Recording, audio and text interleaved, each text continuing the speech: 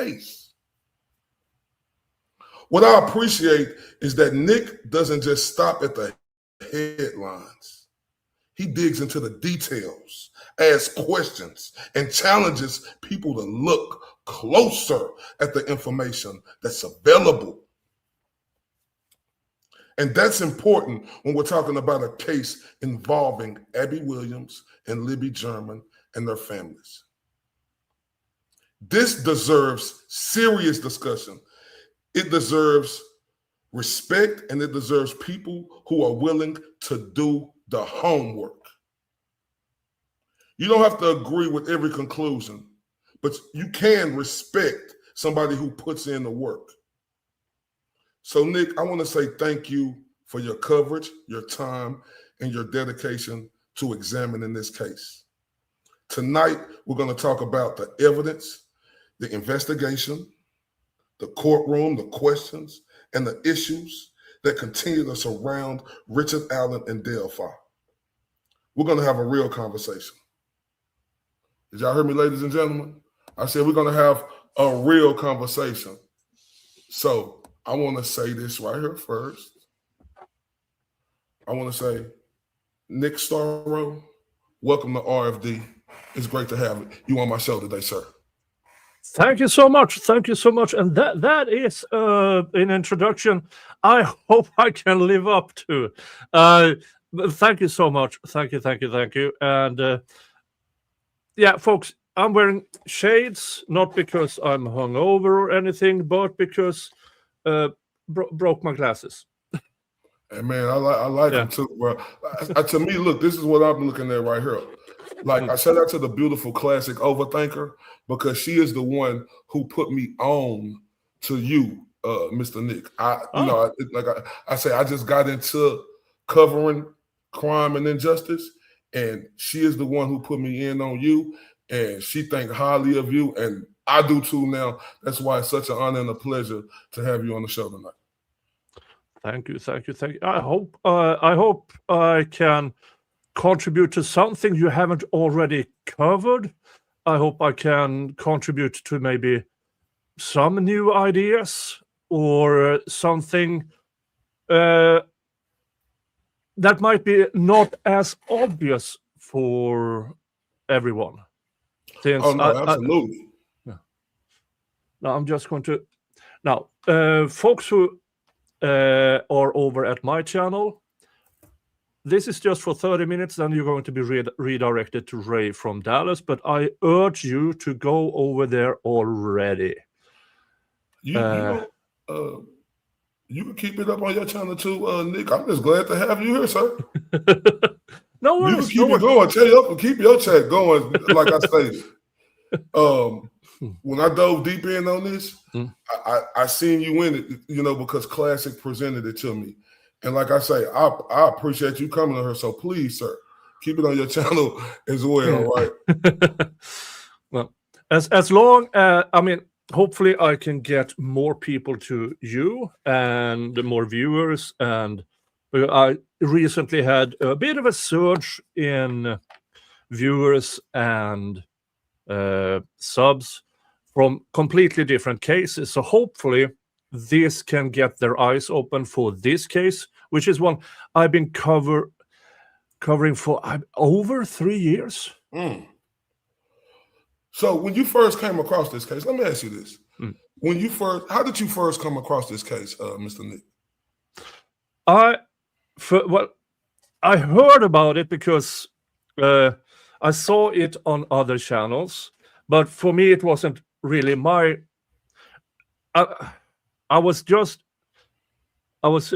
the time I was going into the YSL RICO and all the pre-trial hearings and everything in that. So I didn't think I had time for it. But then there was the motion from the defense, the infamous. It is Frank motion. Yeah, it is the motion that brought up, hey, the actual perpetrators here might be ACER believers, or or as I fondly call them, diaper Nazis, because they have nothing to do with my ancestors and nothing to do with my ancestors' faith. They're just white supremacists who find something cool to attach themselves to. And so that caught my attention, because I know my ancestors' faith is really gone. I mean, there really is no practice of it anymore. But that doesn't mean people can take it and just bastardize it the way they do. So that offended me. And all of a sudden I was in the middle of it, and Mo in the deep end, who is from Indiana, guided me into the more broader things. And I got that is how I got stuck with it. And then for me, this is one of the great injustices in modern American law, because how they treated Rick Allen, they not only should he have this appeal successful, but it should be one of the great statutes, like a Brady violation or Miranda warning. His name should be on this type of egregious behavior from the state. Say that when the American justice system says, "Oh hell no, oh hell no," that is way over the line. Yeah, it's scary. Yeah, it's scary. Look, this case has changed me, Mr. Starro. I mean, it changed me, right? Because they had zero evidence. I mean, absolutely zero. The magic bullet is what they convicted Richard Allen on. Yeah. Can you talk about that? Well, when we say they had nothing on him, it's literal nothing, except that he reported himself being close. But in American law, closeness is not enough. Closeness to a crime scene is not enough. Yep. And the crime scene here, where he was, is a mile from the actual crime scene. That's not closeness. And when you go to the witness's description of Bridge Guy, he doesn't, it's not even remotely close to what Richard Allen looks like. And the only person who has at least a middle-aged bloke is Carbaugh on the highway going 40 miles an hour, 40, 50 miles an hour, passing a dude. That's the only person. And I say this, and I've said it before, and I will say it to the end of days. She didn't see shit. She just wanted to involve herself, and then she got caught in it. Speaking of that, Mr. Starro, Sarah Corbaugh, I was mind-boggled when they had her in the detective room, right? And that guy got up and said, "We could change it if you want to. That's what we could do." Well, what was your thoughts on he said that he could change the sketch?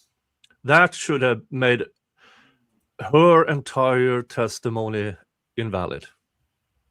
Because there is a government employee, even if he wasn't a cop, even if he was just a sketch artist, he was there on assignment from the government. And the moment he said, "We can change it," he is actively distorting her testimony. I was mind-boggled on that. Yeah. Because I'm like, am I looking? Did I hear what I just heard? Oh, we could change it if you want to. And then we was on her. She was up there doing her arms like she was doing Vogue or something. I'm like, you seen the mud, but you don't know, but you do know. Hey, lady, make up your mind. Yeah. But honestly, I don't think she saw anything. She just wanted to make herself interesting. She wanted to, because imagine this, her testimony didn't show up in this, until I believe weeks later. Why would she wait that long, or at least up to a week later? Why would she wait about telling, yeah, I saw a dude looking suspicious, until, what was it? She was, if I recall correctly, people in the chat, I always refer to people in the chat because and I'm sorry, that's what they say. They remember things I don't, because I probably have forgotten more than I remember about this case because there's so much.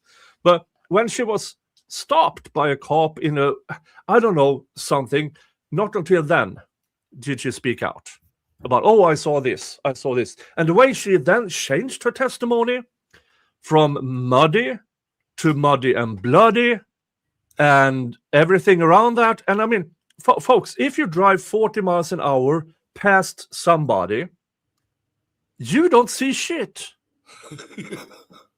Right. You don't see facial features.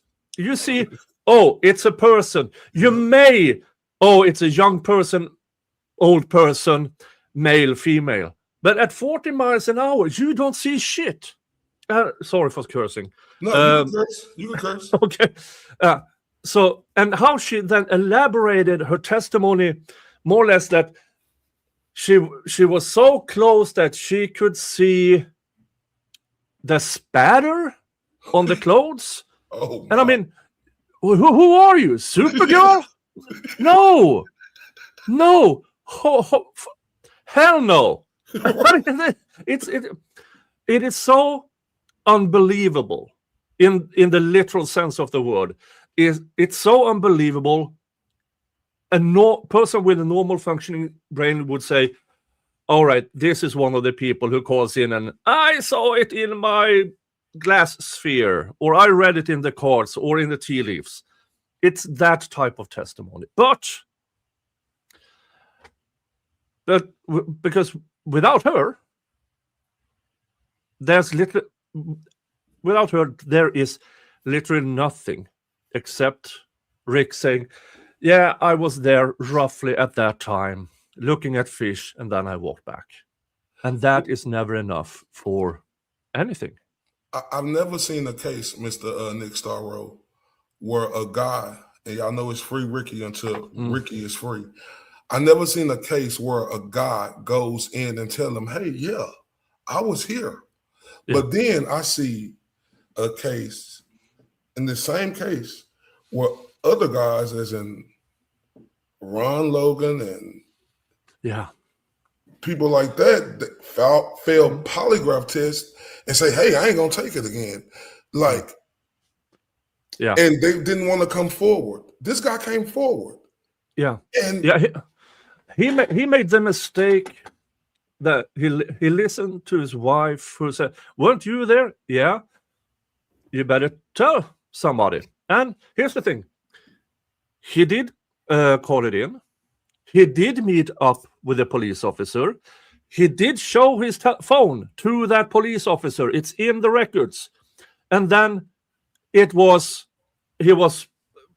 moved away from the investigation as no longer a person of interest. And the person who signed that paper, no longer of interest, was Holman. Oh my. And Holman. So Jerry Holman.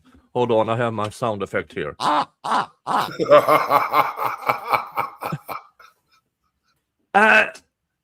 So they had cleared him because he was honest. He showed his phone. Everything worked out. He was, and when they say that, what's her face, the volunteer, I keep forgetting. Volunteer information or something, like volunteer she volunteered to look through all tips and stuff, claiming, oh, it was misfiled or something. That's an outright lie. That his information was always there, fully searchable. So Yeah, Kathy Shanks. Yeah. Yeah, and that's what I was going to get to. Yeah. Kathy Shank. Now, look, tell me if because, like I say, shout out to the beautiful Mo S and everybody else that's on her. Shout out to everybody that's on the great Nick Starro channel as well. Salute to y'all. Kathy Shank. Like, what? This got to be this. You know, all of a sudden she come up and find this piece of paper with his name on it. Can you get people in depth and who Kathy Shank was and what she did and how she was so pivotal to getting Richard Allen arrested? Well, Kathy Shanks, prior to her involvement in volunteering for police, she was a social worker in the county, which means she knew all the kids, met all the kids in some way, shape, or at least the kids who were in families with some trouble. And we have to say that both Abby and Libby, there's some issues in their home environment. I don't know to which extent it is. I mean, we recently found out that, was it Libby's uncle who is now in prison for illicit material of minors? Oh my! Yeah, or I remember. Was it Abby's or Libby's? I'm not sure on uncle. That. But yeah, I did a video on it not that long ago. But that brings up a point to, like, if they say it was DNA on them, and God bless, rest their souls, in them. And they said it came from like a washing machine or the environment. And now you're telling me that the uncle is in jail for that?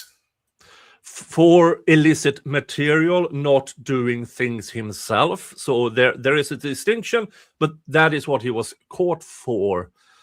I have to check real quick here.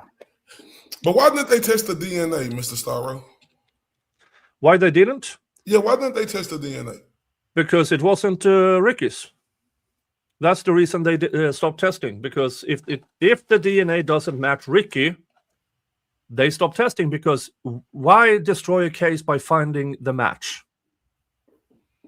It is that, I mean, it sounds absolutely ridiculous for a person with a normally functioning brain. But the moment, because they were so sure it was Ricky's, and then it wasn't.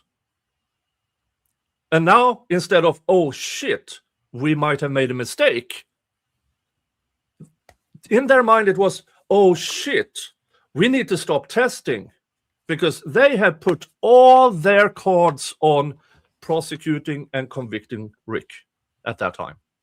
Do you think that's because the public pressure had been on them because it took over 5 years? I'm not exactly sure what the deciding factor was.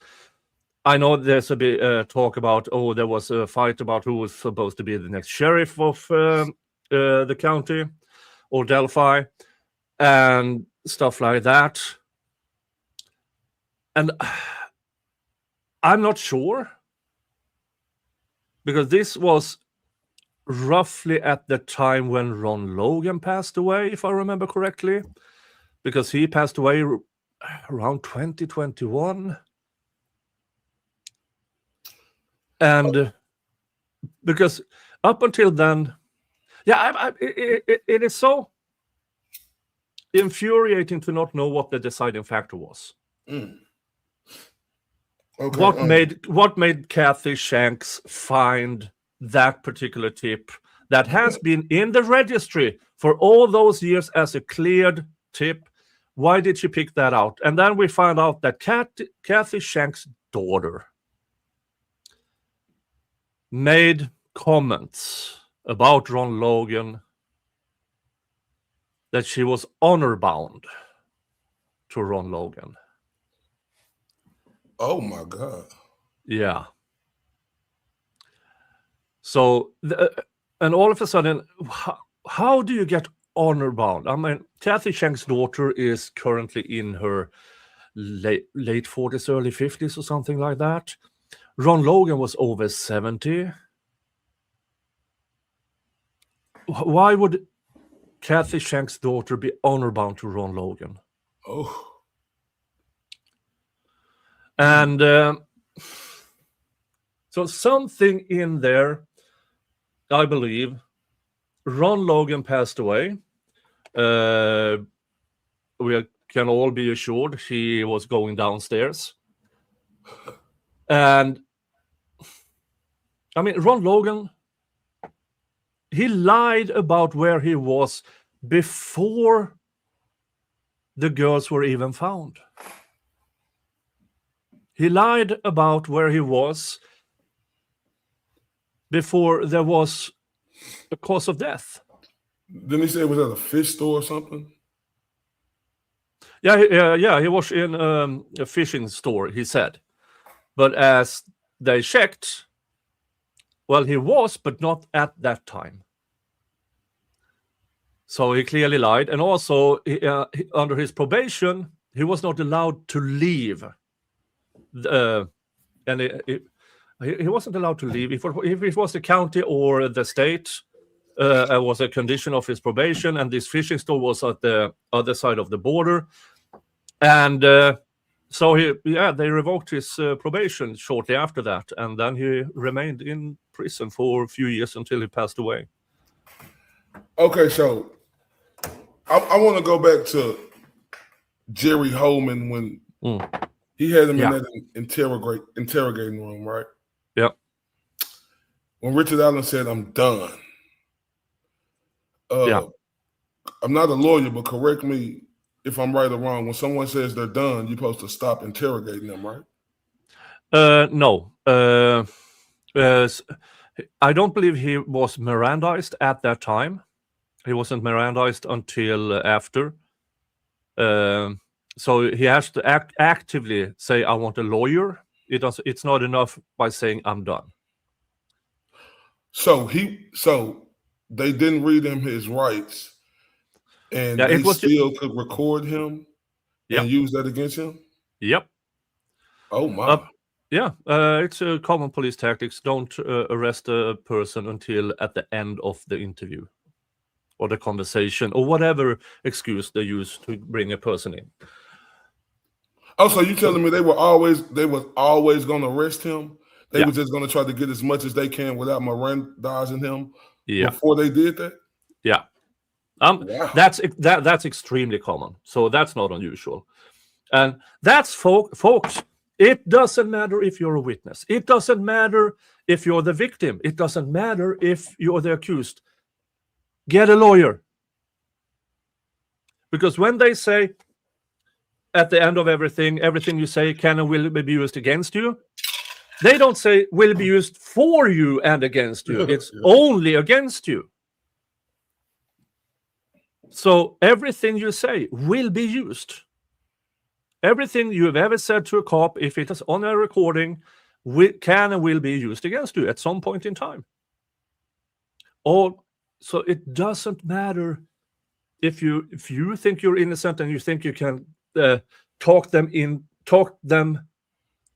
into also realizing you had nothing to do with it. If they have their sights on you, they will only use the things that speaks against it. So, if you're a witness, bring your lawyer. If you are a victim, bring your lawyer. If you're accused, the only words out of your mouth should be, "I invoke my Fifth Amendment right to keep silent, and I want a lawyer." That should be the only words out of your mouth in a police interview. And folks, looking now at this particular case, they begged people to call in for, back in 2017, please tell us something to help us with this. If you call in and say, even if you call in and say, "Yeah, I was a mile away. I didn't see anything. I saw these girls. I saw that couple." 5 years down the line, you're a suspect. Oh, wow. So what now? You should always try to help in any way, shape, or form you can.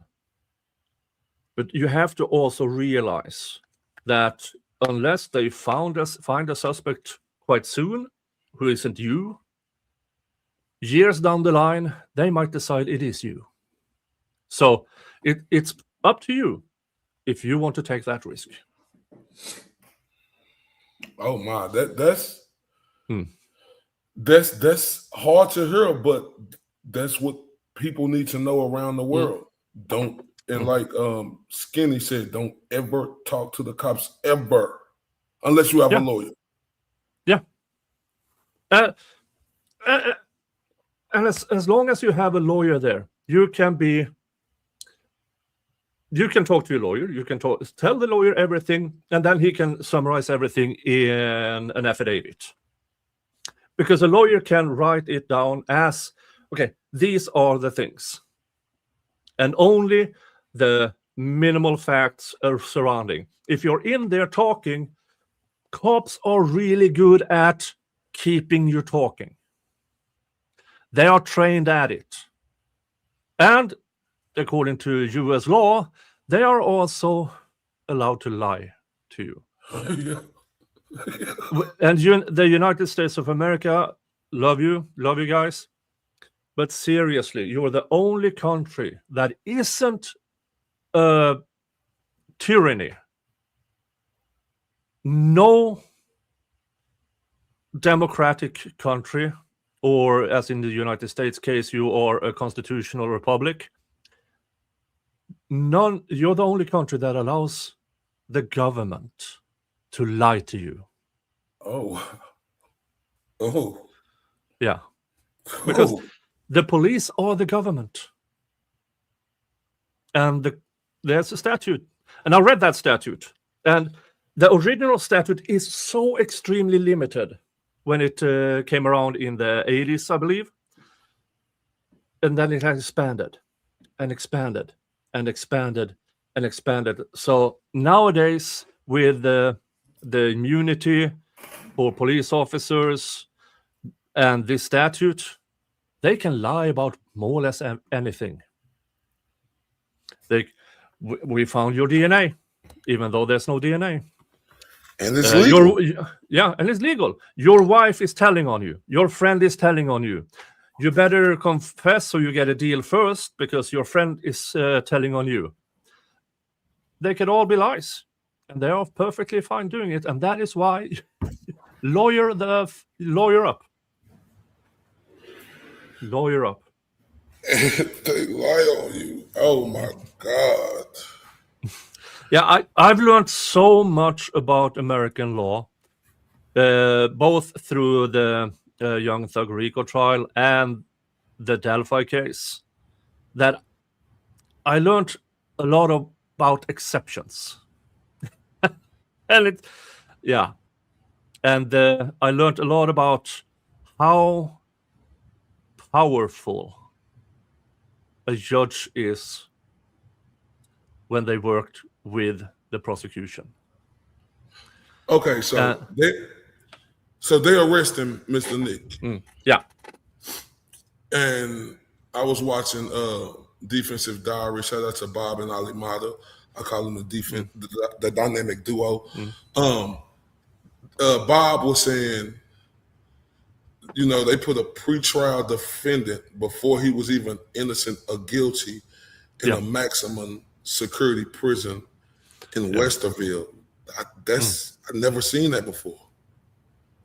To my knowledge, it is extreme. This is one of few cases in the entirety of the United States where a person who has not been a convict before is put in a high maximum prison for, as they say, under a safekeeping order. I doubt there's more than a handful in the entirety of the United States of these cases. So you're telling me that you could do that in cases that's in the United States? You shouldn't be allowed to, but it's it is legal in some states under a safekeeping order. Okay. But usually it is on the defendant's own. They themselves say, "Yeah, I'm going to need safekeeping." But the cases I've seen where the person has no convictions prior, it's exclusively in sex offending cases. Okay, Nick. So, okay, all right. So knowing that, now I'm asking this. Being in solitary confinement, it's supposed to be 15 days, but no more than 30 days. Yeah. They had him in there for 4 months before he was even able to talk to his wife. Yeah. Can you speak on that and tell everybody about that? Well, it's not. It was a civil suit against the prison system a few years before this, where after that lawsuit, they came to an agreement. They paid out some, and in that were you can't hold somebody in solitary confinement for more than 30 days. That's in the that's the new standard, so to speak. They got around this in this case due to the safekeeping order. They used the safekeeping order as a workaround of that policy. A safekeeping order? Yeah.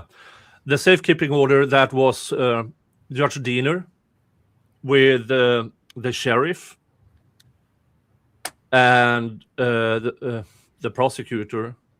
Those were the only people in that room. So this was an ex parte hearing where Judge Diener helped the sheriff write the motion for a safekeeping order. And that in itself is absolutely unheard of. I've never heard that before. And so they put an ex parte safekeeping order on Rick Allen without Rick Allen knowing about it and being able to speak up against it. So all he knew was all of a sudden he went from this was just a few days after his actual arrest. So this was in November, I believe November 20th or something like that, 2021, 2. Yeah, he went into Westville in November of 2022. Okay, so... Yeah. So, and due to that safekeeping order, and thanks to that safekeeping order, they didn't have to oblige to the policy of not more than 30 days. And for me... And who wrote that safekeeping order again? Well, the sheriff wrote it with the help of the Judge Diener. And then Judge, approved it. And then immediately after was when Judge Diener recused himself from the case, citing there was so much interest. Yeah, he just bailed out, Judge Diener, and and one of these. Let's see here. You took this ex parte, you signed it, and then you fucked off. Already there, we're into territory like, okay, what the actual F is going on here? What in the actual F is going on here? And once Rick Allen got his attorneys, his trial attorneys, they didn't know about the conditions in there until... For them, okay, this case, he's in there, he's in solitary confinement. They talked to him a couple of times, but I don't think they realized the conditions he was in until a few months later. And then they started to object to it. So what was the reasons why you thought that they didn't know the conditions he was in? Because when a few months later he started to deteriorate and himself? I don't think they started to realize it until maybe March, April, or something like that, when it became obvious he was deteriorating. When he was deteriorating fast inside there. And also, when Rick Allen was evaluated before going into the Westville the solitary unit, they put him on the second highest level of mental, not mental, it's a 5-step. One is nothing. 5, you have to be in a you have to be transferred into a specific prison or jail where they actually have around the clock psychiatric help, which they don't have at Westville. So he was at the second highest before he even deteriorated. And according to their own policy, the moment he was deteriorating, they should have transferred him. But they used the safekeeping order to stop them from transferring him. Okay, so now this is new to me, Mr. Nick. Yep. The safekeeping order, him being the second highest level, and them knowing if you're at that type of level, you're supposed to go to a department that's going to have the help there that you need. And they clear cut, no debating, didn't do that, sir? Nope. So he was at the second highest level already when they put him in Westville.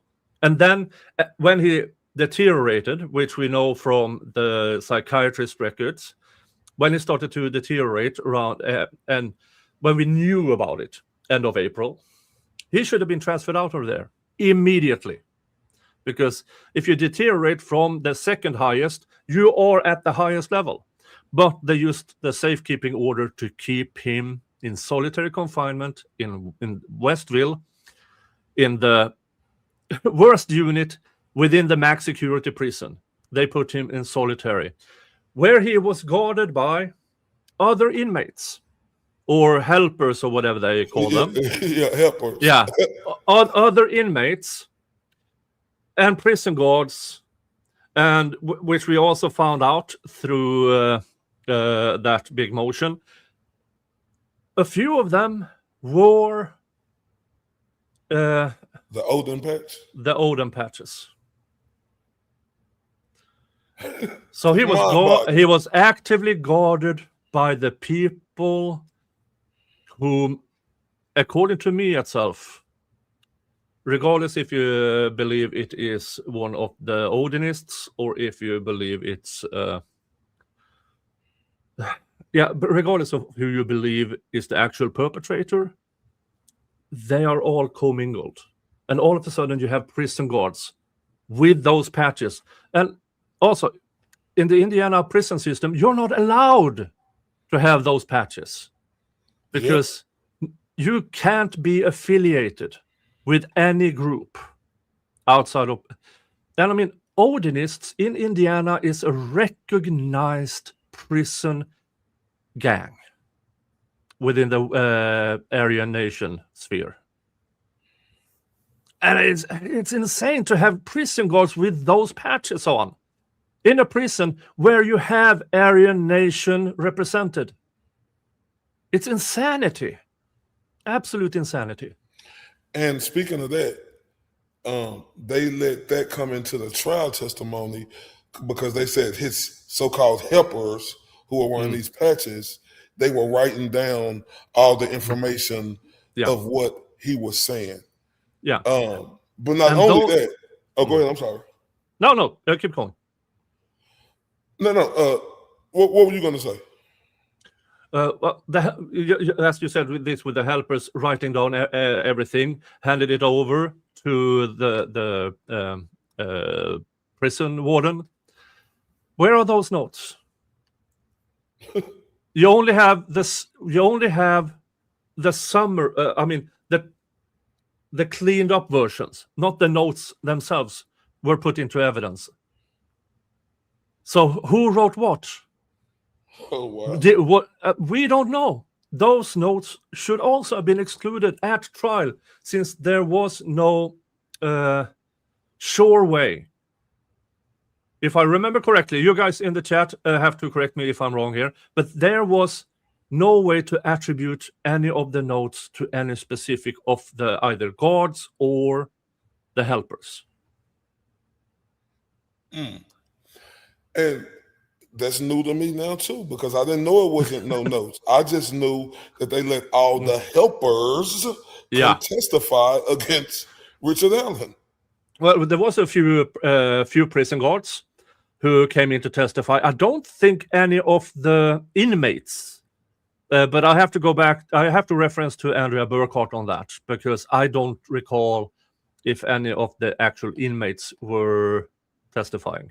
But a few of the prison guards were testifying, and as Andreas said in one of her live streams, is that today, she said, I'm paraphrasing here, today I looked in the face of evil. Yeah. And she has she has decades of experience with the absolute worst of the worst. I mean, a appellate attorney and also a criminal defense attorney.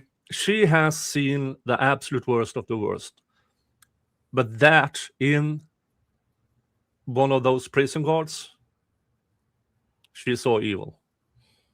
You know, it's shout out to the beautiful Andrea Burkhart. Like, her coverage was amazing. That was my last, the video before I did last, we covered her going over it. But like you stated, she said, I've been doing this for a long time. And she said she's seen real, you know, people who are really like that and are dangerous. She said, but she could count on her hand. She said she's seen more people who were evil in that courtroom, and they had badges on. Let's just paraphrase. Yeah. And she saw more. As Candy says, she saw more monsters with badges. Yeah. And that is scary, because it shook me. Yeah, because it's scary, because they hold more power than any of us ever will have. And they have badges. They are prosecutors. They are judges. And when they work together, like in the Rick Allen case, they could have convicted anybody for anything if they put them on. Because with the help of Judge Gull, so much evidence didn't come in, and so much evidence that shouldn't have gotten in got in. And everybody in that courtroom knew this is not how it's supposed to be. And Judge Gull didn't care. And you know what? I'm glad you said Judge Gull, right? Because I was so caught up in the Karen Reed and Turtle Boy case. I had no idea about Richard Allen case, right? Yeah. But I mean, we thought Judge Cannoni was the worst. This lady right here, Judge Cannoni, ain't got nothing on Judge Gull. No, we who have covered the Delphi case, we jokingly say we wish we had Judge Bev in the Delphi case. Yeah, because regardless of how absolutely bad of the judgment she made, what she let in, how she acted, she at least let us see it. Telling us she was maybe not aware of exactly how biased she was. Judge Gull knew how bad it was, and that is why she refused cameras. Because sadly, the Delphi case would have been so much bigger had there been cameras in the courtroom. Because especially when it came to the prison guards, and then one of the last witnesses, what's his name? When it comes to who? Yeah, the guy with the van who came in to testify. Yeah, I drove from work with my van, and that was Brad Holder. No, not Brad Holder. The other Brad Weber. Brad Weber. Brad Weber. That's what I mean. Yeah. Brad Weber, yeah. Or because if also one of these things that Andrea and Bob and others said about that guy was also a really, really scary dude. And if we had his testimony on tape and could have shown that to the world, this case would have blown up. Because not only Brad Weber, also sidetracked, squirrel. Brad Weber lied to the police for 7 years. Brad Weber said he was nowhere near his home, which was not long, not maybe a mile away from the crime scene. He was neighbor with for fuck's sake. Sorry. No, don't say sorry. Names. No, we love it. Yeah. Well, he was neighbor with one of the other suspects. Ron Logan? Thank you, Ron Logan. Yeah, so Brad and Logan were neighbors, more or less. And so he said he was nowhere near his house. He was actually taking care of ATM machines when this happened. And that was his story for 7 years, until shortly before trial, when he apparently, when all the things about the van showed up.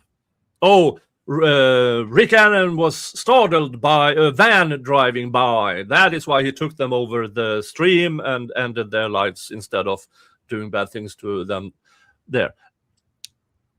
And then so first of all, yeah, he lied for 7 years. And then all of a sudden he shows up on the stand and says, yeah, I clocked out at that time, and I drove by more or less exactly on the time where the prosecution says the girls were kidnapped. I love this. This case is so crazy, like how could this be done? Yeah, I know we going, everywhere, but we in court. Like, talk about the Google search. How this dude was able to go Google after they testified that it was a. Oh yeah, yeah. I've never seen, and a judge allowed that. Yeah, I mean, not even the state tries to hide the fact that is absolutely horrendous decision. In their reply to Rick Allen's appeals brief, not even the state. They just went with the harmless error. But no, that's not harmless error. You literally cannot introduce evidence that way. Literally, you are not allowed to have this so-called expert go out and Google in the break, to then come back and say, yeah, it could be dirt and moist in the headphone jack, and as I saw somebody else say on X, not that far after this, went in and said, well, if there's dirt and water in that headphone jack, inside the phone, there are moisture markers. If the phone had that in the jack, they would have been marks for that. I don't know exactly how that works. I'm not a technical guy. And to my recollection, when they went through that phone, those marks were not moist, so to speak. And then, but regardless, you cannot enter evidence that way. And then, but then somebody called, and then all of a sudden, they put the headphones in or something. Yeah, like that. yeah. The headphone in were marked at around 5 p.m., I want to say, and then unplugged at around 10 p.m.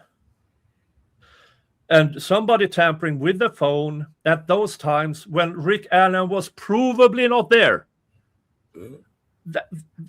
That's completely exculpatory. Completely exculpatory for how the state says the crime was committed. Because they claim Rick Allen did all of it. They never said, oh, we think you had an accomplice. If something happens to her phone while Rick Allen provably isn't there, their entire case falls apart. That is why they had this expert go out Googling for anything. And we don't know what forum he found. If it was even that type of phone. We honestly do not know what he actually Googled for. Or even he might just have made it up. But we'll never know, right? Because haven't they not released it's public information that I know that still has not been released? Is that true? Yeah. We have most of the transcripts. We have most of the evidence, but we still don't have all of it to this day. Oh my. So there are still things we can't check because the court refuses to release it. I'm not even sure that the appeals attorneys have the full transcript. I don't know, because we should have what they have, well, within certain ranges. Because they will have the actual pictures of the girls, they will have other types of evidence. But other than those, we should have what they have. And we don't. So I can't say if the appeals attorneys actually have all of it. And I've said this on a few occasions on my streams on this, when I go through the transcript, there are obviously something missing, because you can see how the question answer, and all of a sudden it changes. The tone, the melody of the words in questions and answers, and a completely different subject, and it just cuts off to that. And okay, so I want to talk about because this is a lot. That's why I tell you, Mr. Starro, going over this case as I'm going over this case. Oh, you welcome to the rabbit holes that goes into a sinkhole, that goes into a Mariana Trench. That you can go deep dive in one area, and you will still have a lot on the sides.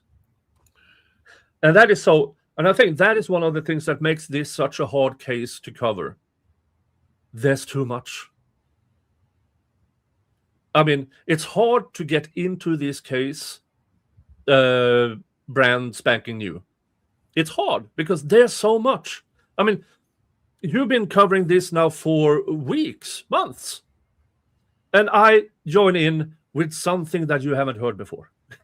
Yeah, I didn't know about that by law, what was that you called it again? Where they were able to put them in solitary confinement and put them in the prison? Yeah. Safekeeping order. A safety port? Safekeeping order. Safekeeping. I'm mind boggled by that. Yeah. So they were able to do that because they were able to push it, and it was lawfully legal that they were able to put him in confinement for his safety? For his safety. Well, there's argument that how they did it wasn't, because that order goes against the policy. So there has to be a determination what actually counts. And the appeals court didn't go into it because it was not one of the subjects that the appeals attorneys brought up. So we don't have an argument surrounding that. I was hoping, but that would be a bigger argument. But I've been told by Bob and Ali, it's too far away. Oh, Even wow. if it's deemed not proper, everything that happened later, months later, is too detached from that order. So even if they say, yeah, the safekeeping order was illegal, he shouldn't have been there for more than he shouldn't have been there after 30 days. It's still too detached. So, okay, I trust them. That's how, because they obviously know more about the legality than I do. But for me, it's obvious that if that safekeeping order is deemed illegal, that everything after is fruit of the poisonous tree. But as they explained to me, I don't agree with it. I don't think it should be that way. But as they explained it to me, every piece of information is too far detached in time. Oh, wow. Yeah. See, now I agree. Like, because you say, if they said it, then it's true because this is what they do. Yeah. So, but it's mind-boggling to me that you say they're not able to use, well, that they told you the information, and then we know it got to be true that they're not able to use it because it's too far detached. Yeah. That's called corruption. Yeah. Yeah, I do believe so because I don't. For me, I don't care if how long of a time it is between, because him being in solitary confinement is the direct result. Time for me doesn't matter there. If the cause and action, or there's no bridge, or there's no points in between. He went there because of that. For me, time doesn't matter, but apparently in the American justice system, time detachment counts. And I think I have to agree with you with that, because with him going there, they said, I seen where they say he was eating his feces and banging his head into the wall. Yeah. And I heard Andrea Burkhardt say he was sticking something in his member down low. Yeah. He did an awful lot of things to himself. And that this and they still argued in court that, and in pre-trial, that, well, yes, he did all these things, but when he confessed, he was completely lucid. And I'm like, that's not how psychosis work. That's literally not how psychosis work. Yeah, but he also said that he did something to his daughter. He did something to other people. He was a war in World War something. He also said that too. They didn't let that in. Yeah, he said he started World War III. He cheated on his wife with a matchstick. He did things to his daughter. He killed his grandchildren. He doesn't have grandchildren. I mean, there's some, and out of these 63 confessions, all but 5, I believe it is maybe I did it. Yeah. That's it. And I'm glad you got to that. Maybe I did it. I think I did. I did it. Then he said I did it. The confession. Let's go to the confession, right? Because I want to jump. I'm glad you brought that up. Shout out to Moes and shout out to everybody. Yay. I'm gonna turn y'all up when we get through, but I'm with the great Nick Starro right now. And man, we got to keep this going. Let's talk about the confessions when he called his wife, right? Yeah, it's absolutely heartbreaking to listen to that. And but the one thing that get me is he said, I can't stop saying it because there's someone right here next to me. Yeah. Now, I do have the notion that he's coached. Yeah.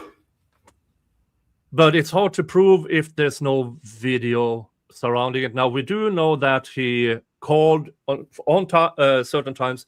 He called from the prison psychologist office. And if there is a retrial and the state calls her, because she was fired from, well, not fired, because she was hired by a firm who the prison system bought that service from. but she was apparently removed from that service, so she's no longer working within that system. And I would say that, well, why would you send her away if she did such a stellar job in this case? And the reason is she didn't.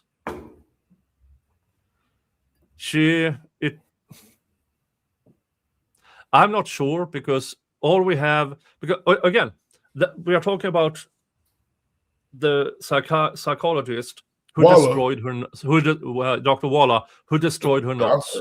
The hillbilly Waller. That's what I call it. Because, yeah.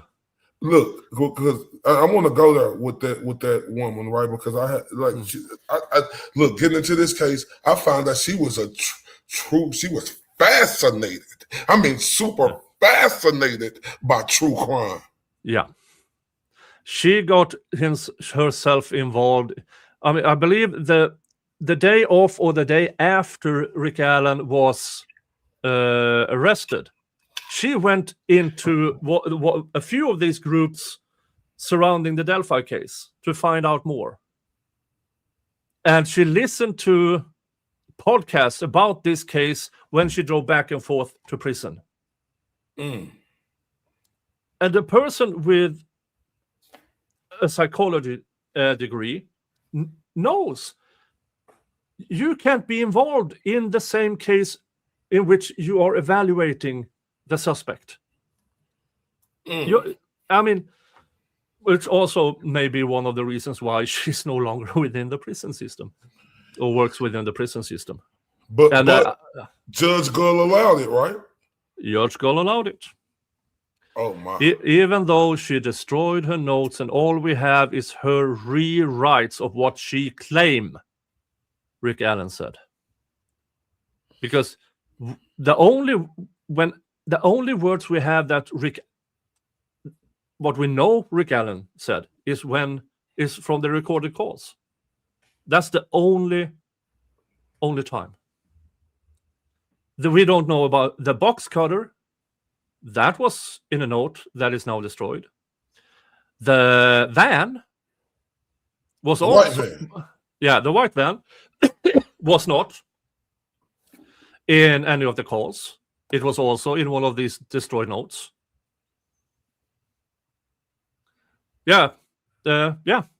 Walla specifically requested to treat Rick when she found out he was being sent to Westville. Oh my! Yeah. So for me, her destroying her notes and then writing out summary in her own words what Rick said. We don't know what Rick said because she didn't record it. She only wrote notes, then summarized it with her own words, and then destroyed the notes. That in itself should make it inadmissible, in my personal opinion. Once she destroyed the notes, the contemporaneous notes that she wrote directly from Rick, the moment those were destroyed, no longer admissible. Should be. There might be, because she's a professional stuff. But for me, by this U.S. law, and by Penguin Face and Gull, she was able to push through the BS that she did. Yeah. Oh my! And I will never forgive her for what she did. Because and then I heard something about her daughter is coming after her. Are you familiar with that? Like her daughter is going to take her seat or something like that? Mm-hmm. Yeah, 1 week after Wallace's fanfic confession about box cutters, Kathy Shanks went into Orion and cleared Ron Logan's narrative leads regarding his box cutter confessions. Yeah, that is through the Ritchie letters, his supposed confessions to Ritchie. Mr. Ritchie, who should have been a defense witness, but never was. You talking about the guy who Ron Logan was in jail with? Yeah, because the state hid that from the defense. Ritchie wrote 5 letters to the defense. By chance, the defense found out about it, and the DA's office produced 2 letters. Not 5, 2. Okay, I think what I seen what they said on that is that they said he was an inmate and he was just trying to do this because he wanted to try to get his time reduced, but he never was trying to get his time No, reduced. no, That's what I said. no. This was. I know, I'm not a fan of this prison snitch thing, but if you're going to attribute some kind of believe this guy, it's when they do it voluntarily and with risk for themselves. Because imagine this within prison. You're not only snitching, you're snitching on behalf of a child murderer. That's not going home well within the prison system. So Ricky Davis did this at great risk for his own safety. That is what makes it believable. It's a lot of characters in this case. And can we talk about go ahead, finish your thoughts. Yeah. Had Ron Logan been at trial, they would definitely have called Ricky Davis as a witness. That is what makes this absolutely horrifyingly bad. Because the double standard here. Okay, we know about the Odinism, all this stuff, right? Because there's a lot of characters in here, right? Yeah. You had Brad Holder, Elvis Fields. They was on Facebook. Elvis was copying Brad Holder, with the Odin, stuff like that. Elvis' two sisters came forward and said he did it. They also came to Elvis and said they was questioning him, and he came back over there and said, "Oh, if my DNA came there, would I be a suspect?" Can we speak on that? Yeah. So Elvis Fields, who claimed to his sister that he was at the crime scene with either Brad Holder or the other guy. Well, he didn't say Brad Holder outright, and then he was called in for an interview. But not only until on the way back, he said to that officer, if my saliva or DNA, or however he said it, is found on the girls, and I can explain it away, am I still in trouble? And to this day, they have not tested the DNA against Elvis Fields. And for me, that is, and also, how is this not a nexus, Judge Gull? You claimed all the time this third-party culprit was not viable because there was no nexus. You have a person claiming he spat on the girls. His DNA might be on the crime scene. How is that not a nexus? Just because the cops say, well, he just makes things up, because Elvis Fields is apparently a little slow. A lot of slow people have killed. A lot of slow people have become murderers. There are serial killers in prison who are slow. So it doesn't matter if, and even if, Judge Gull, even if it's, and this is what I hate, this, why do you have to be, if a defense have a third-party culprit defense, if it's absolutely ludicrous, well, let them present it, and it will sound ludicrous and will convict the guy even harder. If it's believable and causes reasonable doubt, then it's reasonable doubt. Either way, a third-party culprit defense should always be allowed, in my opinion. I mean, the arguments against it are so, well, we can't confuse the jury. Oh, really? Are you saying confuse the jury, or we don't want them to hear it because it destroys our case? It's ludicrous. Yeah, but some states have it. You can't bring forward a third-party culprit defense unless you have a nexus, or as up in Wisconsin, you have to go through a 3-prong hearing where the third-party culprit, the defense must prove that the third party had means, motive, opportunity. Yep. But how can you know that? Because the defense only has what is produced from the state. The defense can't subpoena a third-party culprit person. They can't subpoena his phone records. They can't subpoena his DNA. I mean, yeah, it's up in Wisconsin with the third party, which is another case I've been covered. One of the first cases I covered on my channel, the Zachariah Anderson case, which is equally as bad as the Delphi case, in my opinion. And shout out to Zachariah Anderson. I hope you're doing okay. You've been in prison for a few years now. And shout out to Solomon, his brother, who's doing amazing work to get the truth out there. But that is a separate case. I have a playlist on my channel if anybody wants to go into another deep dive about an absolutely and what's that case again? Zachariah Anderson. Up in Wisconsin. Up in Wisconsin. Okay, what happened with him? They claimed that he killed his ex-girlfriend's new boyfriend. They claim that Zachariah Anderson, at 6 foot 200 pounds, with a chronic back problem, killed a 6 foot 270-pound man. Well, now, still not impossible, and rolled him up in a 5 foot by 7 foot rug.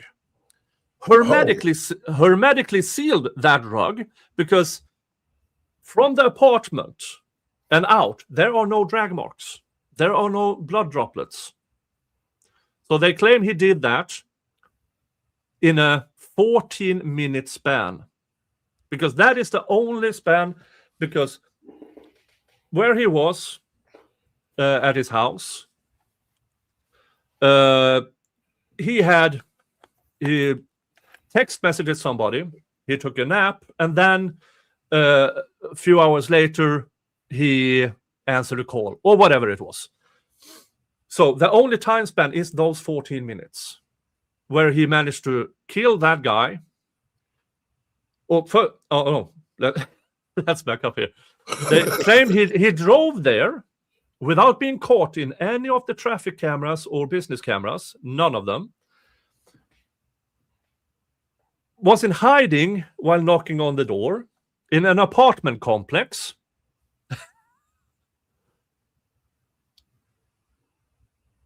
Then the new boyfriend opened the door, and the claim from the state is he jumped him with a bat. Oh my! Yeah, and because there are blood spatter in the apartment, and you could see that there was a struggle. There is blood pooling. There are spatter in the roof on the walls, but only. So it was a fight. There was a fight there between them two. That's the problem here. When they claimed that he was hermetically sealed in this 5 foot by 7 foot rug. Let's go through. The guy was 6'2", 270 pounds. How do you get him into a rolled up rug? That size of a man. You can't. Oh, wow. Yeah, you can't. The circumference doesn't allow it. And then hermetically seal, somehow carry this man without droplets. Remember, Zachariah Anderson, chronic back problems. To his van, then managed to put this huge package in a 3 foot by 4 foot area where the rug in the family van was missing because they couldn't find any blood in the rest of the van.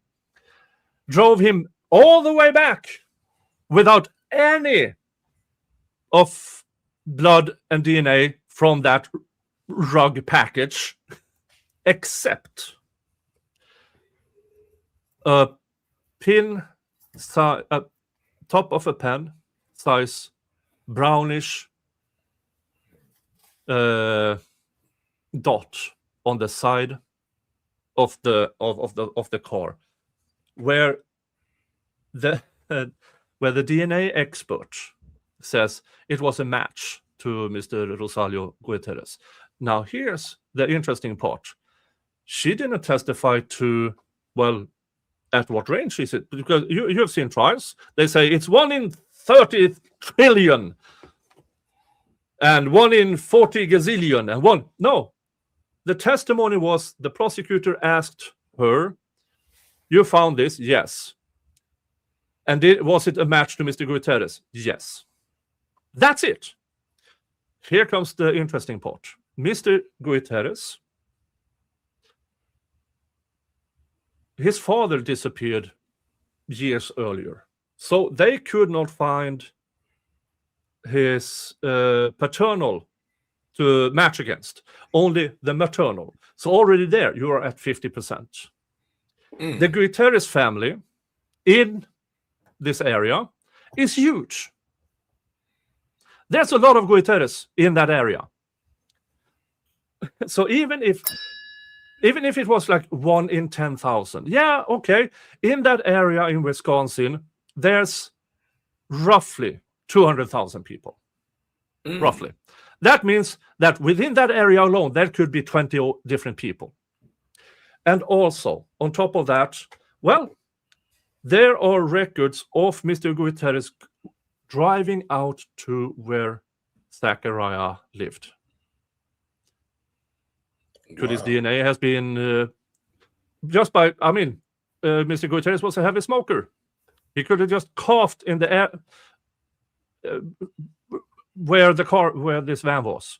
And also, the kids, Zach's and his ex-kids, they have 3 of them, they went. Guterres and his ex and the kids hung around each other. There are multiple ways that little pinprick size could have gotten there. Oh, wow. Yeah. How long have he been in jail? He's been in prison now for 3 years. Oh, wow. I see, that's another one. I know nothing about that case. Yeah. And as soon as his appeal is in, I'm going to do deep dives on my channel surrounding it. They have still asked for more time to submit it because there's so much about that case that is absolutely insane. Absolutely insane.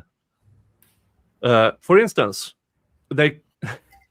Zach, when Rosalio's friends came to his house threatening him, Zach called the cops himself, saying, yeah, there are some bad people here.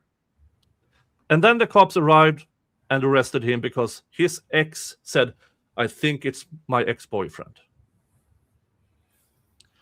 Oh, wow. Yeah, I'm definitely going to really help because that's enough. I got to look into that because I'm with you. The little small hottest guy, you say he had back problems too?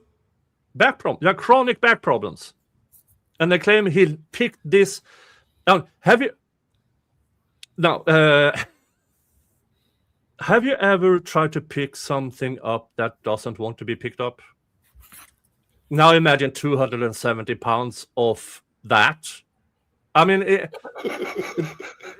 Now I've been meaning because now I'm bigger than Rosalio, but I'm still saying to Solomon and other people who cover that case, at one point in time, they should try to put me in one of those rugs.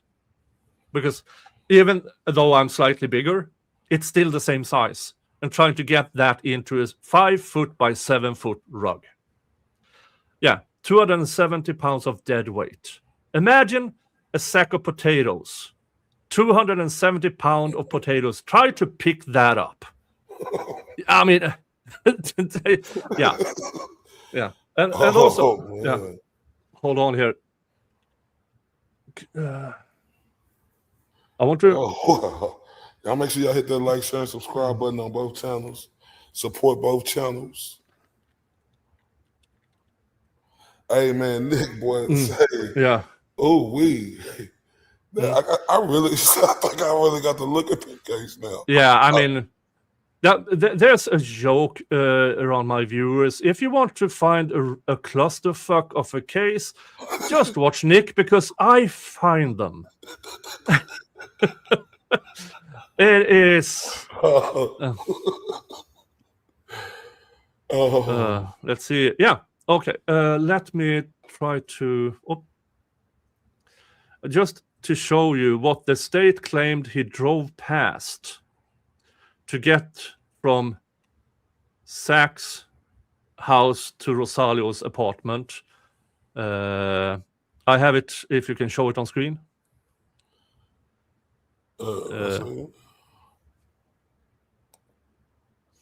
Yeah. That is the only route that Zach could have taken to get to Rosalio's apartment and back again, and still have that 14-minute time window. What the blue dots you see there are traffic cameras, and he wasn't seen on any of them. They say, Mo says, is there any theory in that case of who actually did it? There's a theory about one, because Mr. Rosalio hung around bad people, and when he wasn't owed money, he owed somebody else money, specifically one person. And that person, to our understanding, Dave at MLS, MLS Dave has done a video about that. That person had motive, owed money. He had means. Well, several convictions of violent crimes and drug crimes. The only thing that is missing is we can't place him there at the time of the murder. And he as I said, 14 minutes, right? They said, yeah. So you have to, yeah. But we can place him there either that day or the morning after, because there are contentions, because a neighbor heard a struggle in that apartment, but not on that day, the day after. But after a visit from the district attorney, that witness changed her mind. Oh, it was, yeah. And so also, who is Sadie? Sadie is the girlfriend, Zach's ex-girlfriend. She was the one who pointed her finger at Rosario, at Zach. Sadie and Rosario had been dating for maybe 2 months, and she wanted it to be serious, and he wasn't. She said, she texted him, do you want to be my person? And he texted back, okay. At the same time, he was dating, at that we know, at least 2 other women. And was Rosalio? Yeah, Rosalio was dating 2 other women and was probably trying to get a third one at the same time. And Sadie, to this day, says he was the love of her life. Oh, and it's like, no. You've seen the guy for 2 months. I'm sorry. Yeah, and he had other women at the same time. Nah, not going to happen. So yeah, and she somehow, she claims, he always texted me good night, and he didn't. So I waited until, well, the day after, and I drove to that apartment. And then she claimed she found it in that, disarray and blood spatter. And it's everything surrounding that is, it's so weird. Why would she abandon her kids at home to drive to a person who might just have ghosted her? Why? It's that case has so much absolute horse shit in it. So after 2 months of dating Rosalio, she said that he was the love of her life. Well, no, not at the time when it when it became trial. All of a sudden, he was the love of her life. She stood with the Rosalio's family. Yeah. And here's the thing. I've seen the crime scene photos of that apartment. There's not enough blood. There's blood spatter. Yeah, there's a little pooling. But it's not enough blood to say that Rosalio was killed in that apartment, in my personal opinion. Oh, nah, I ain't gonna lie to y'all, everybody. Say the great Mr. Nick Starr. You done turn me up on this case. Yeah, especially since mid-trial, the prosecution had to change from he beat him to death with a bat because they found some wood splinters in the apartment and one of Rosalio's bats was missing. They had to change it that he finished it off with a knife because they used a prison snitch named Munch. Munch. He was called Munch. Who claimed on the stand that Zachariah Anderson confessed to him in his sleep. Confessed to, I stabbed the fucker to death, or something of the sort. So mid-trial, with this snitch on the stand, the prosecution is going, oh shit, now we have to go from just a bat to bat and a knife. And I'm saying, when somebody is, according to Munch, Zach stabbed the guy repeatedly, where's all the blood? Oh, wait. And here's the thing. Remember when I said his dad went missing a number of years earlier? Yeah. Never been found? We have meaning there's a family, the Gutierrez family, where men suddenly disappear. There's no way, in my opinion, because the body never found. Never found. Oh, they never found his body? Never found the body. Oh. They searched Zach's house up and down. They searched Zach's family's properties up and down. They tested a chainsaw. They tested everything. They tested everything regarding Zachariah Anderson. No evidence of blood or nothing on him? Nothing. So how did they use to get him arrested then if it was nothing? Well, Sadie pointed at that direction. I think it was my ex-boyfriend. And then they manufactured everything around that. Ooh. They found, they didn't, since there was no body, there's no time of death. So all they had to do was see, when can we say that, because Zach always called his then girlfriend.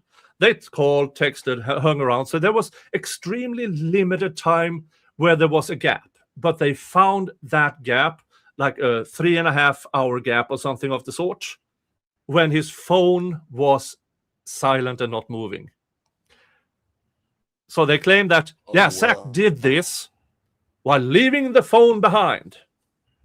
That hence the 14-minute gap and the map that we just saw, where he somehow avoided being seen on any traffic cameras, going there and back. But somehow they managed to convince the jury that, he did it. So there's no body. Case, was this shown in the court, like on the TV? Yeah, it was on Law and Crime. And what was it called? Jealous boyfriend murder trial or something like that. And and sadly, the audio is absolutely horrible. Absolutely horrible. Also, you weren't able to hear it that good? Yeah, and some of the people, when Sadie was on the stand saying that, I was so scared of Zach, and then the defense came up, didn't he do laundry at your place? Yeah. Seriously. It was so transparent that Shady Sadie lied her ass off on that stand. And why did she do it? Well, money. She thought that she would get a cut out of whatever the Rosalios could get out of it. She didn't. But she's getting child support. But Zach in prison, he doesn't make much. So I believe she gets like $30 a month in child support from the state. Oh, wait. Yeah. So I didn't know that. How many children do they have together? 3 children. 1 teenage girl and 2 9-year-old boys at the time. So that they bring up anything like, because, one thing I learned, by starting to cover this, like you stated earlier, means, motive, and opportunity. Was it anything brought up that the prosecution pointed to where you could see that they had vowed conversations, or he said something that they really point to? Yeah. Zach did visit the apartment complex. And he kept a folder on his computer about Rosalio. But here's the thing. They had, at the time, a custody dispute that was brewing. He kept a what on his phone? A folder on his computer at home, which was Rosalio. Because, as explained later on, he was trying to get custody over the kids. Because Shady Sadie allegedly hung around bad people with alcohol and drugs. So now, if you can't afford an attorney but get an advice from a 1-hour conversation with an attorney, what will they tell you? Gather evidence yourself. So he had a folder about who she was involved with, Rosalio Goiteres, finding stuff out so he could get custody over the kids. That the prosecution used against him, claiming he was stalking them. Yeah. It's a truly horrific case. And, so what was in the file? Well, who is Rosalio, his car, and photos and attempts of recordings, stuff like that. Gathering things for the custody case, and they used that against him. Oh, okay. But I know you said 14 minutes, but the one thing that bothered me in the Richard Allen case? The 19 minutes. Yeah. It's been bothered. The prosecution claims that this was a simple case. There's nothing simple about that crime scene. Everything about that crime scene says it's a complex crime. Because how do one man keep 2 teenage girls silent? Because whoever killed them, one before the other. If there's just one person there, and the girls had no marks for being restrained, if you see somebody get actively killed, as the prosecution claims, how do you not take off? How do you not scream? How do you get 2 teenage girls to be quiet? Folks, I have 4 sisters. There's not been a quiet moment in 50 years with those women. How do you get 2 teenage girls to stay silent? It's seriously, because I heard what they said Libby was a swimmer or something, and she was just as big as Richard Allen. And she was. Rick Allen, 5'4", roughly 200 pounds. Abby or Libby. So they said she did. The other one just sat there like a statue while they seeing the other girl get this done to her. Yeah, I don't see it. Everything about that crime scene, nothing that Rick Allen has said in any of the so-called confessions matches the crime scene. Nothing, absolutely nothing matches the crime scene. I mean, according to him, he just, I got scared, so I led them over this violent spring stream. Why? To this area, ended them both, and then throw some sticks over them and took off. There's nothing about that crime scene that says that is what happened. You have the F tree with the alleged rune in blood on it. That we know one of the girls got her throat slit around there because there's a pooling of blood there. There's another pool of blood at the feet of one of them. But the other one, where's the blood? Oh, there's literally no blood. Where's the blood if they both were killed at the same place? Where is it? And also another big story, Keegan Kline and his daddy, Tony Kline. Yeah. Keegan Kline, he was catfishing Libby. Yeah. And they were saying there probably been another little girl in there. And Keegan and his dad, they admitted to doing it, but now Keegan is locked up for the same thing that. Yeah, the uncle is illicit material. And I mean, and he also, Keegan Kline was an early suspect. And they decided to, because their original thought, of course, was there's more than one. If we have Keegan Kline running around, he will eventually say something or do something. So they knew in 2017 that Keegan Kline had videos, pictures in the thousands, and they let him walk free, doing more things to minors for years before he was caught in another county. Years. So regardless of what any of you guys say, you're the biggest believer in Rick Allen's guilt as humanly possible. Yeah, okay. Explain that. Why did they let Keegan Kline walk for so long if they believed if they didn't believe he could lead them to the other killers? Why? There's absolutely no explanation for it.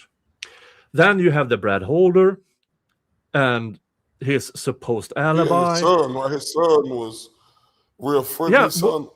His son was dating Abby at the time. The claim was, the relationship was over. That is a complete lie. We found that out after trial, that Abby texted Logan the same day saying, we are going to the bridge. Are you coming with us?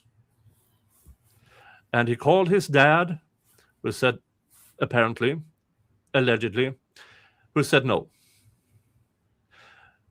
And there you have a nexus. Nexus. Not only Logan knew the girls were going to the bridge, his dad knew. Brad Holder knew where the girls were headed. Brad Holder, as it shows, actually doesn't have an alibi. The investigators went out there to see the timestamp. Yeah, he clocked out at this time. No, somebody clocked him out at that time. The clerks, the office workers said, do you want to watch the video of him clocking out? And they said no. They said no. Why? Oh, wow. Yeah, because out of every day, that week, that month, that is the one day where Brad Holder clocks out late. But didn't Kline dad say he did it? Yeah, and the thing, but then he went to the gym. No, his phone pinged at the gym. I mean, there's so much bullshit going on. And here's what I believe, and I put out a video on it. Brad Holder was an informant for the police against the local Odinists.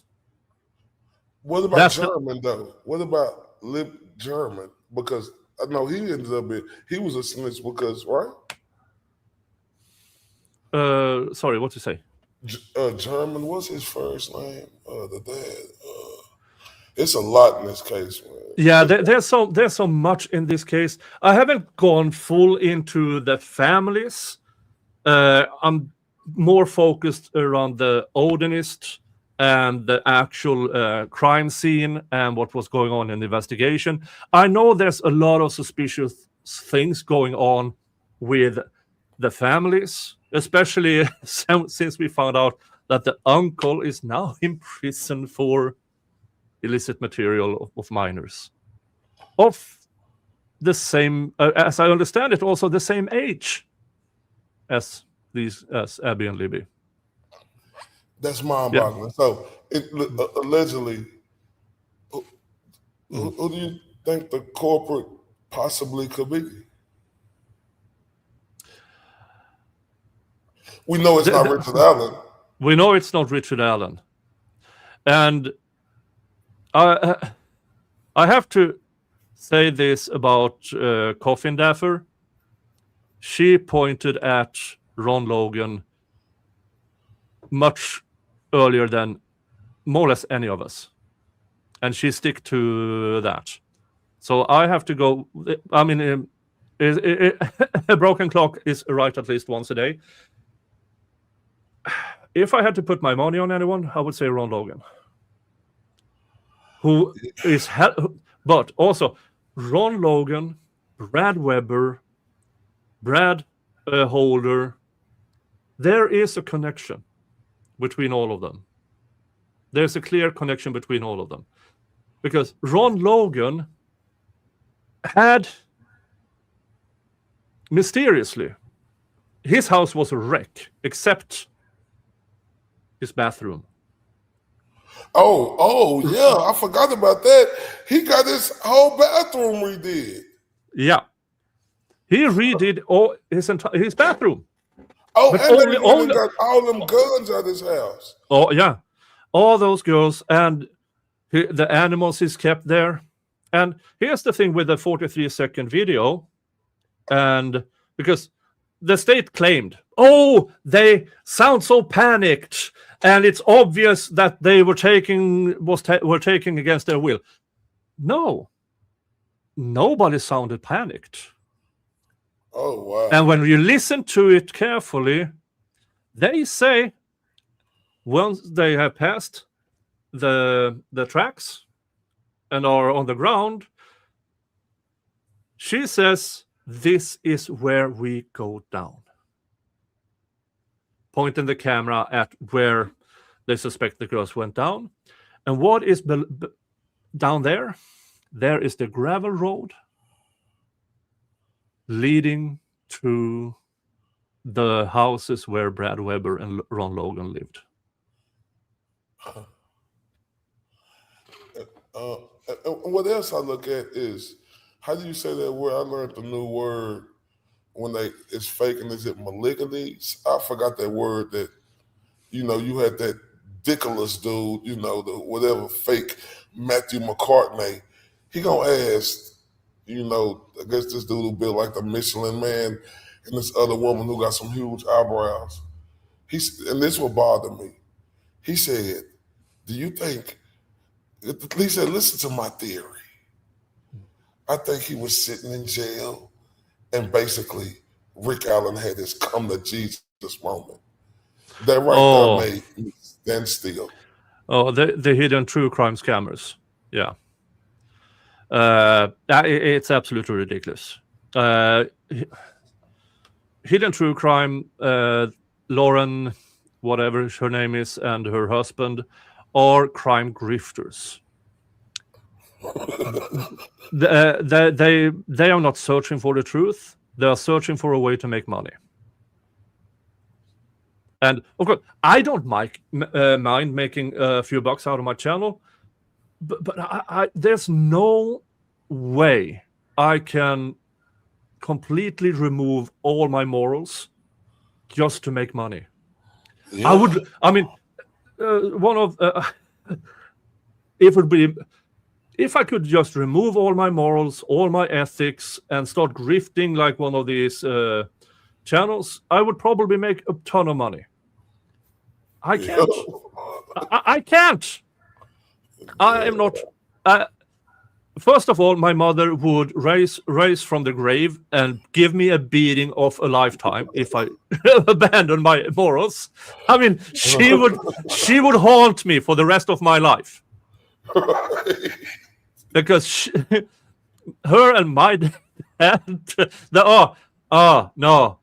So, whatever you do in life, once you reach the pearly gates, you could stand tall and said, I did my best. That's and that true, is, yeah. I'm just looking at this Richard Allen case. I know I don't know how much time you got left. I don't know. What I don't know what time it is. Oh, well, another 15 minutes. Okay, yeah, because I know we're not gonna be able to get to it out today. I want to get to do another time because, man, Mr. Nick Starro, it's been such a pleasure, to finally have someone who I've been seeing on these videos, in my head. I've been scratching my head and just y'all getting me amped up and turned up because I'm listening to you, Andrea Burkhardt, Bob, and other people, Classic, and I'm listening to Bugs and Keith, and a lot of other people telling me this information. Yeah. But it's so good to be able to, have one of them faces on here, so I could see.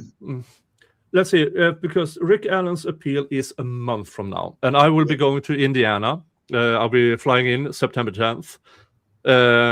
I'm to visit first Delphi to stir up shit in the Delphi community because the local white supremacists, they really don't like me over there. Yeah, because I call them out for their bullshit. Also, at the same time, I'm visiting Flora, Indiana, for the Flora 4 case, which in November, it's 10 years ago. It's 10 years ago, these 4 minor girls were burnt to death in Flora, Indiana. And I read the entirety of the so-called investigation. And for me, it is extremely obvious who the suspect is. And they did nothing. And it's the same cops. Flora and Delphi is within the same precinct. It's the same damn investigators fucking that case up as well. Oh, man. And this was just 3 months before Abby and Libby was killed. 3 months. So that was in November of 2016, and this Abby and Libby was in February of 2017. So 6 minor girls were murdered in the span of 3 months. Now, the difference between the cases is arson, of course, and the Flora 4 were 4 minor black girls. But one thing about Delphi, Indiana. Delphi, Indiana has, I believe it is the last recorded KKK rally in the 1980s. Oh, wow. Yeah. And so, yeah. Nick, you say you're going to, like, Nick, like, have you been to Indiana before, Nick? Yeah, I went there 2 years ago. I did a road trip throughout, so I've been in Delphi, Indiana before, and so how did that go for you? Did they treat you fair? Did you feel like nobody approached me? Okay. Because I went there in August of 2024, just a few months. A month before the trial started. I couldn't change my vacation days to go to the trial. So I went there a month before. Me and Mo, we walked the trail. We live streamed from the trail. We almost got lost on a paved trail. And talked about the case. And then when she went home, I stayed behind in Delphi, Indiana. And I wasn't even approached. And I know they know about me. And nobody wouldn't even dare to approach me. So that's good, I'm going to return. And then also going to Florida, Indiana, because I'm going to record as much as I can, and then produce some type of mini-series on my channel regarding that case and how they absolutely botched the case. Because Delphi, Indiana,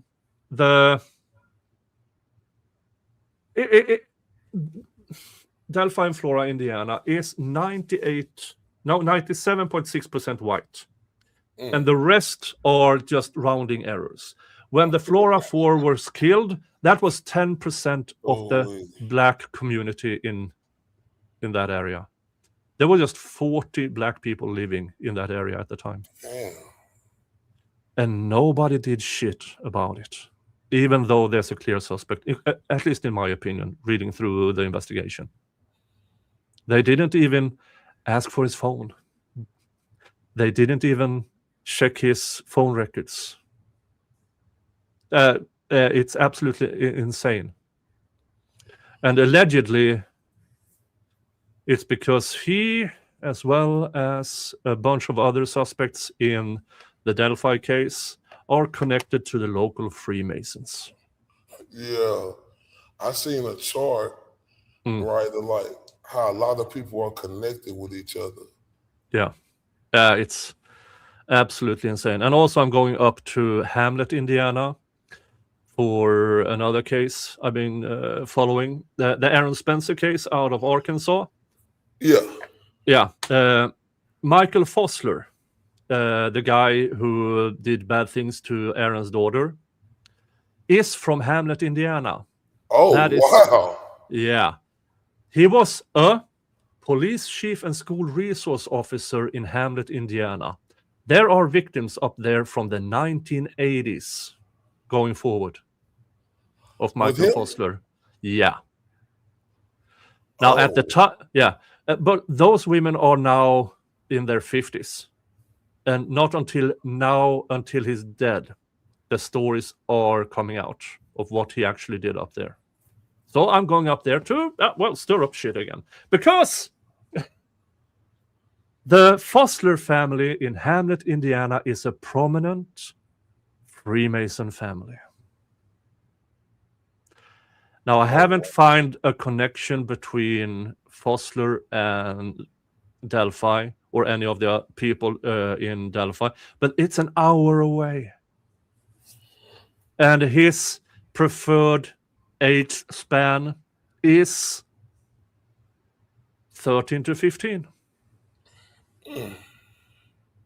Damn, Indiana? Yeah, damn Indiana. Nick, I'm not gonna lie. Like, I thought Massachusetts was bad, but damn, Indiana? Yeah, Indiana is giving Massachusetts a run for their money. Oh my God. Yeah, so I'm visiting those three places, and I'm going to be at the Rick Allen oral argument in Indianapolis on the 21st. Okay, so what does this, or do you know for sure what this oral argument means on September 21st?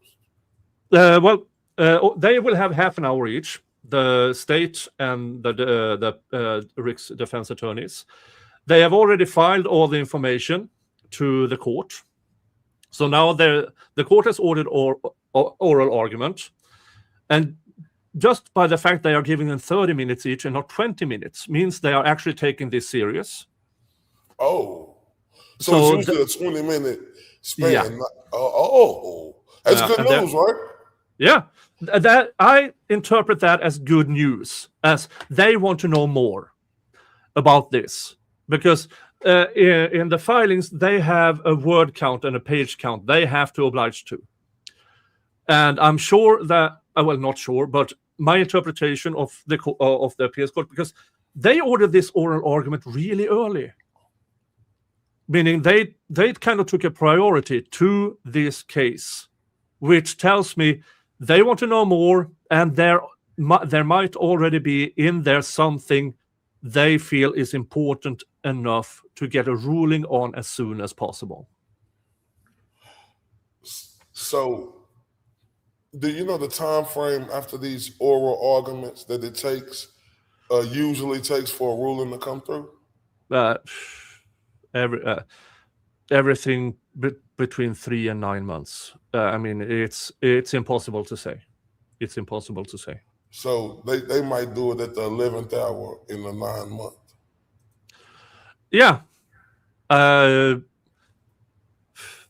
I mean, I had to go through both. I asked Grok, I asked Google AI, and I asked another AI, what is the time span of an appeal ruling in Indiana?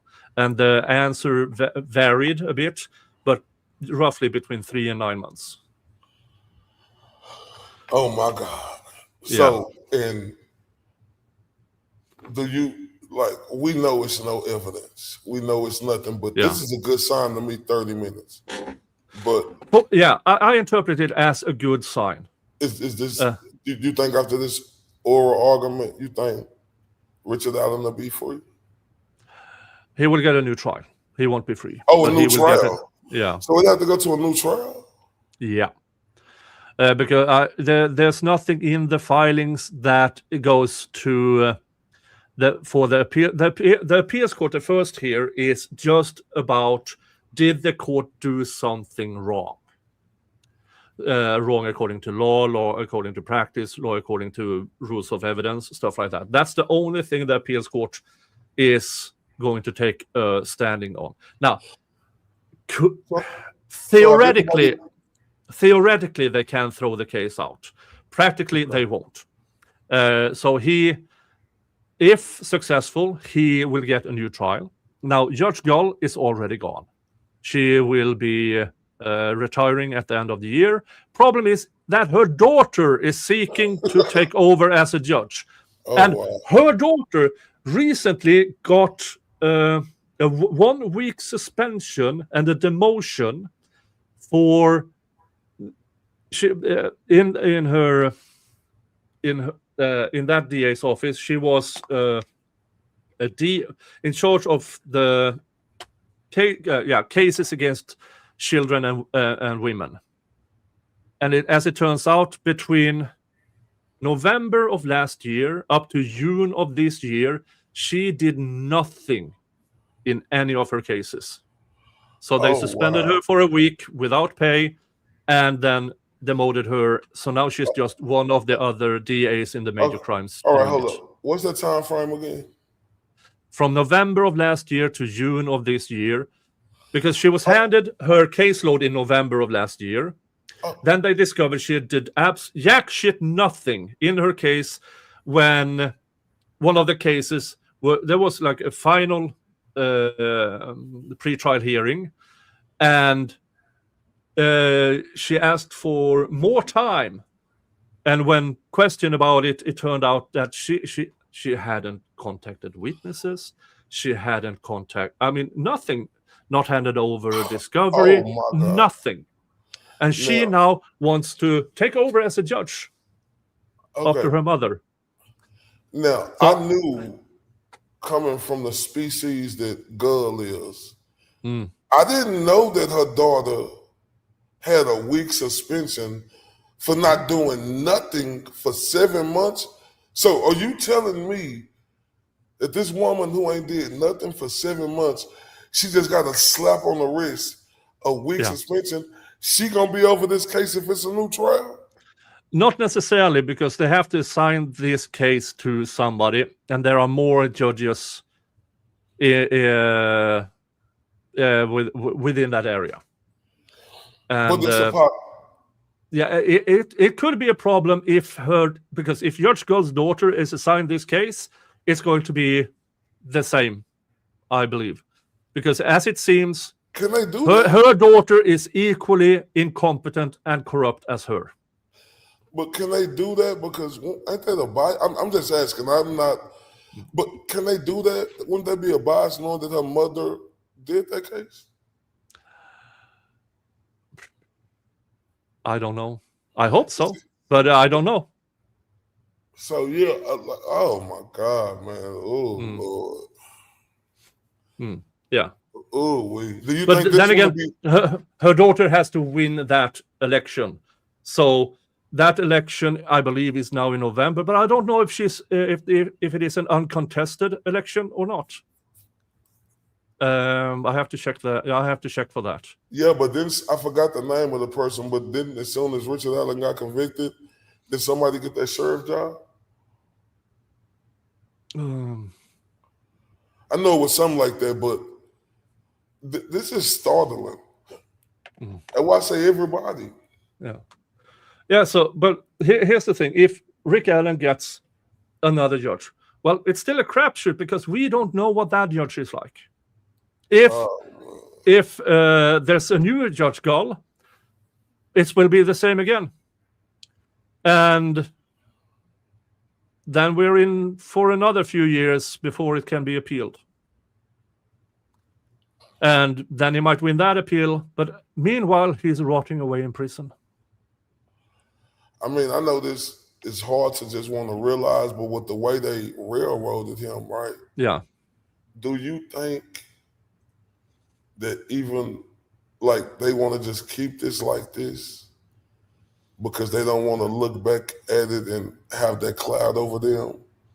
They do. The state really doesn't want this back at trial because if the appeals court goes fundamentally on the defense's line, they have to allow a third culprit defense. They have to take the reveal that Brad Weber lied to everybody for 7 years before he changed his mind and said, "Oh, yeah, I now remember I was at the crime scene." But because here's the thing: if the defense can show Rick Allen wasn't at the crime scene, and Brad Weber now admits he was, now the state has a problem because now you have a person admitting he lied for years about where he was until somebody else was charged. He puts himself at the actual crime scene where the girls were abducted at the time.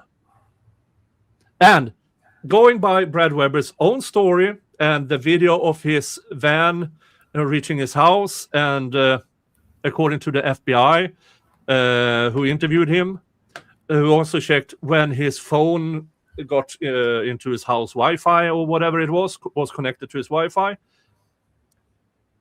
He drove from his workplace, clocked out at, I believe, and he claims now he drove past that on that gravel road roughly at the time the state claims the girls were abducted. But he didn't arrive home until 20 minutes later. So there's a 20-minute missing time span where Brad Weber can't say what he did according to himself. Oh, wow. Yeah. Ooh, this is so tough. If there's a new trial and third-party culprit, all of a sudden the defense not only have Elvis Fields. If my spit is on the girls, I can explain it. They not only have Brad Weber's lack of alibi, they not only have Ron Logan lying about where he was, they also have Brad Weber admitting in court under oath he was at the crime scene at the time of the murder. So you never know. You never know what might happen in a second trial. But if it's a new Judge Gull, she might just say, "No, I don't see a nexus." That's all we can hope for, right? Yeah. That's what and hopefully, regardless who the next judge is. And that's why I was going to say, do you think, because I'm leaning towards I think they're gonna do a new trial. Do you think they're gonna record if it's a new trial? I hope so. I hope that regardless who the next judge is, they will allow at least recordings. They might not allow video, but they might allow the trial to be recorded at least. Now, I hope it will be televised, because it would be amazing to see all the third-party culprit people being on the stand. It would be amazing to see the Odinist gods taking the stand. Yeah. And there's been so much information revealed since the trial that can be used in a new trial. But it all depends on the judge.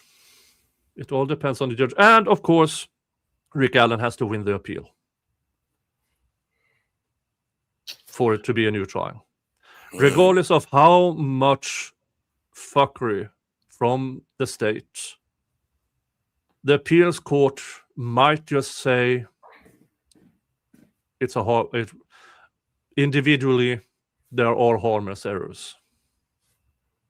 That's, I believe, if you ask Bob, if you ask Andrea, at best it's a 50-50.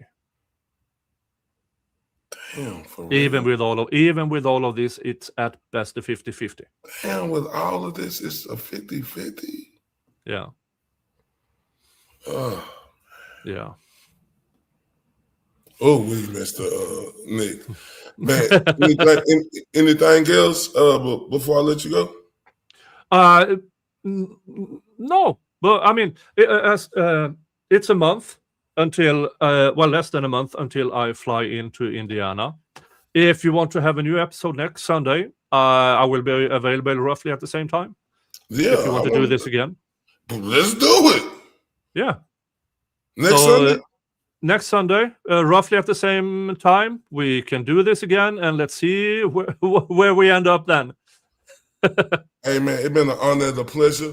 I appreciate you sharing your time with me. Next Sunday, everybody, y'all heard that? Can I get a big old hand clap for that? Mr. Starro gonna be on here, and we're gonna do another episode this Sunday. You've been great, man, and I hope you have a great rest of your night. Thank you so much you in for Sweden, right?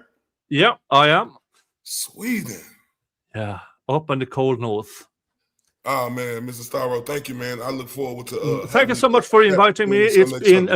It's been amazing to talk about this case again. I haven't done it in a while on my own channel, so it's good to have this where we can discuss the case. I think that makes it more interesting for an audience to hear information from two different people. So yeah, I would love to do this again.